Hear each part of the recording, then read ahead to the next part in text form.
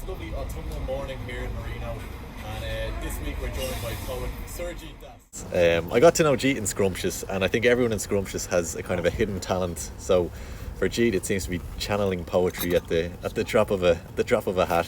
And we've some of Jeet's books here. So Jeet gave me a lend of a few graphic novels as well. So this autumnal season, we're just maybe it's a bit of maybe people have a bit of time for reflection, or the weather lends itself to reflecting. So we're here with Jeet this morning, and yeah, Jeet, maybe you'd like to share with us maybe some of your favorite authors or poets as a start, or maybe some ways you find inspiration throughout your day to keep that kind of creative side alive. Uh, Absolutely not ready for the share. You spoke about Berlin, and the kind of thing here is as to why I kind of wanted you to kind of go over this book is uh, you see, when people talk about time, when people talk about time, they talk about the big things in time, right? And unfortunately, the big events are not as commonplace as you might seem when reading a history book, because it's all about the big events. So Berlin, for example, is a really wonderful piece I picked up during my undergraduate years by Jason Lutz, and one of the one of the things that I liked is that there's been a lot of interest in the transitioning period of the Weimar Republic from the monarchy onto Hitler and stuff, and you spoke about keeping the spark alive. So all of this is important because when you go through a transition period, as most of us do a lot in our lives, you need to find ways to keep the spark alive. And it is then when it's interesting to get to know real people.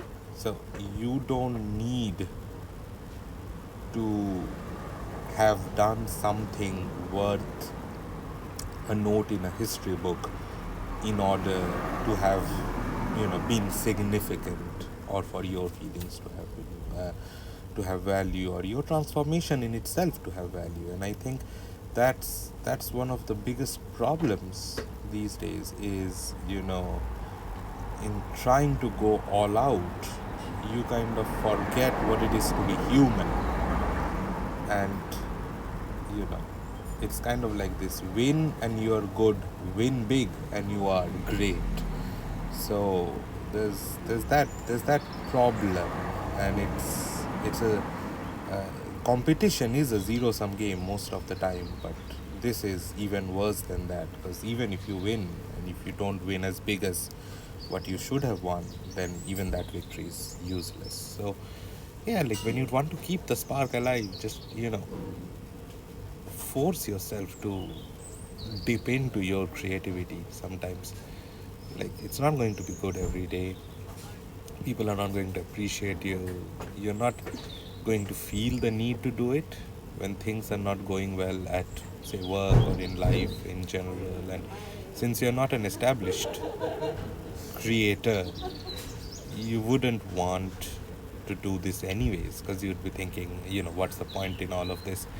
And the point in all of this is, as humans, we need to be multidimensional in order for us to define who we are.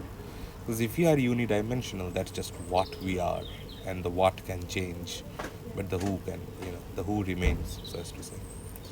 Excellent. All right, so if I can maybe just digest all that, what started off as a recommendation for a graphic novel, yeah, seems to pick up on it's the day-to-day emphasis in Berlin seems to appeal to you, Jeet, and you've probably at the moment. Then you just kind of launched into a lovely, maybe teaching on how to live. So maybe it's fitting we're outside Scrumptious here, having this conversation rather than in, I don't know, some big symposium where we're, I don't know, thousands and thousands of people. Anyway, big thanks to Jeet this morning for his recommendation and outlook on how to keep the spark alive. look forward to hearing much more from Jeet over the coming months.